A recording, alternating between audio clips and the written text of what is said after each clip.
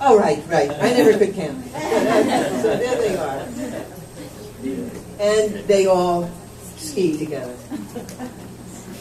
Awesome. Joni was not in that picture. No, Joan likes to hear about it when it's all over. She did not like Sunday Road. No. So, but Joan would come to, this was at Newport, and we got a lot of us in, although not all of us, because Ian got together another time. So we missed Ian's family, but there was a lot. There's Aaron's family and Dylan and Catherine and the twins, and Joan is very happy. And there's Joan with Robert, and Joan with Dylan, Jewel Burley, Burley's children. And she would make, for all these children, she would make wonderful things, like dolls. Dolls that were just absolutely magical. Who has this doll? Anybody? Who? Read it. Oh, good. It's gorgeous. I don't know where this one went. I mean, they all disappeared. I tried to document them. This is my box. She worked with me very hard to get the imagery that I felt really comfortable. That was so cute. This is somebody else. Oh, wait a minute. Where is that? I forget where that is.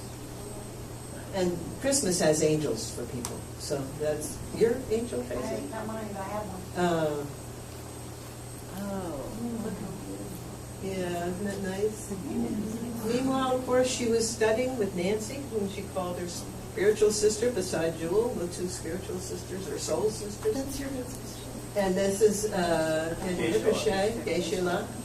And she lived in the Buddhist center, and she learned many Buddhist practices. And then, meanwhile, of course, this is her home in New Salem, and her altar. And the 21 Taras that just started to pour out of her. They were really masterpieces. And there was a show of the Taras. There's Gisette, and the family, and the Sibs. You know, big four Sibs. This is going to be really hard, speaking of a landscape change. So this was part of the show.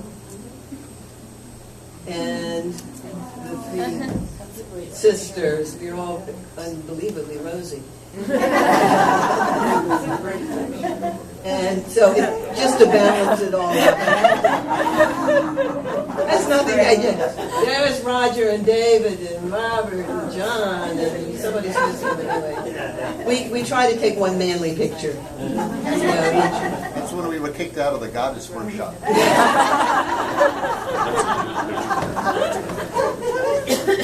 Okay, then Andrew cooked a great birthday for Caitlin. I think that's what this was, don't you think? Or was it Thanksgiving? No, I don't think so. I think it was Caitlin's. But anyway, because Caitlin's talking. And then and here's the kids. There's Shamari again, and Indy, and what's he going to Sock. And Taylor, and do you remember that? You guys, you old teenagers?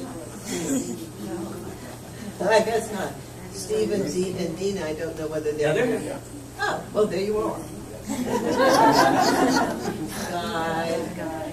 And Nancy, we had a sister laugh. We could really laugh. That was so nice.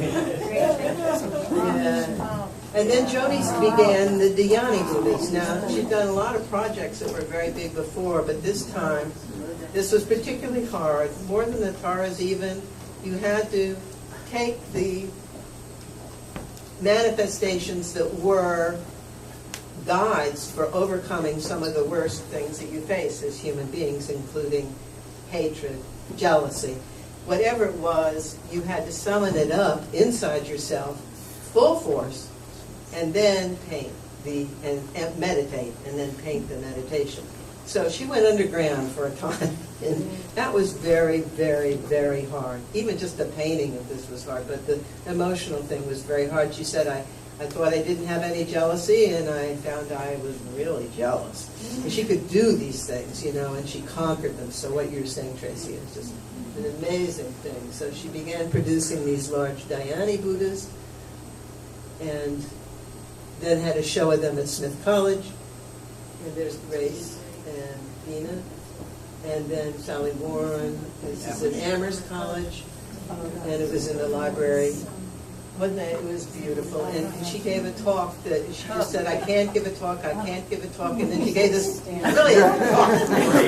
Absolutely perfect. It was just great. So then in the winter of her life, she did her labyrinth. She had cancer, and she had chemotherapy, and she kept her practices going. She went out to see visitors. She went out to see grandchildren and loved them.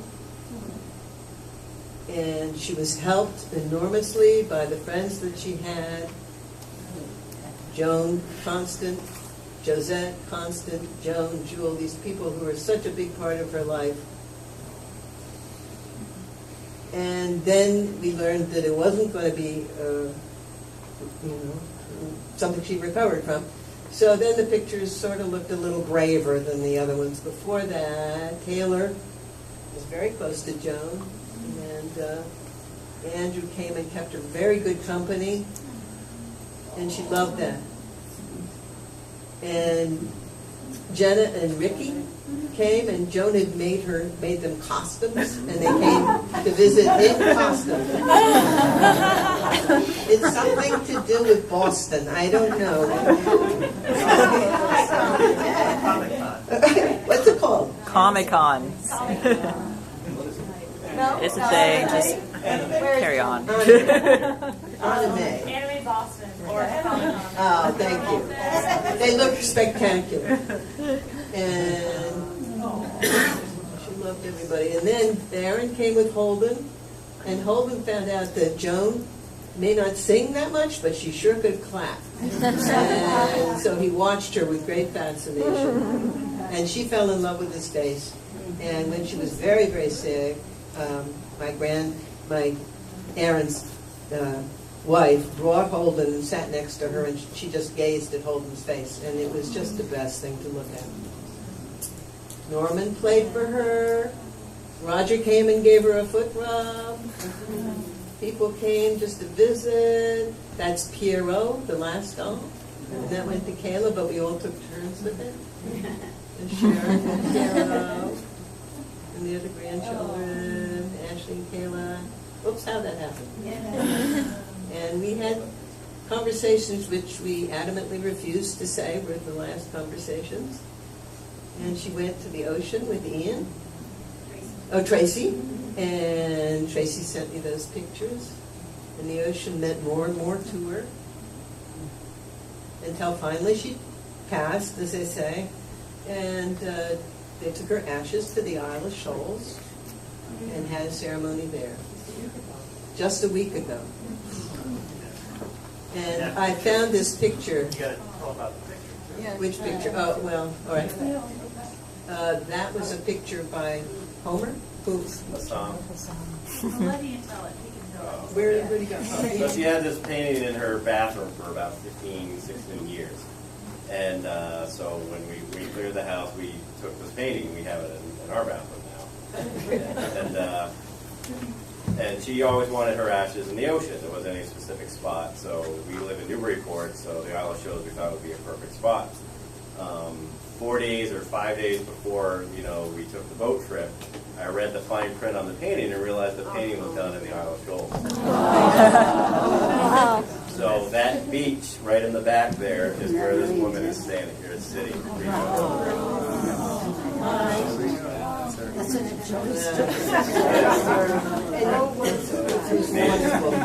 It was a beautiful evening.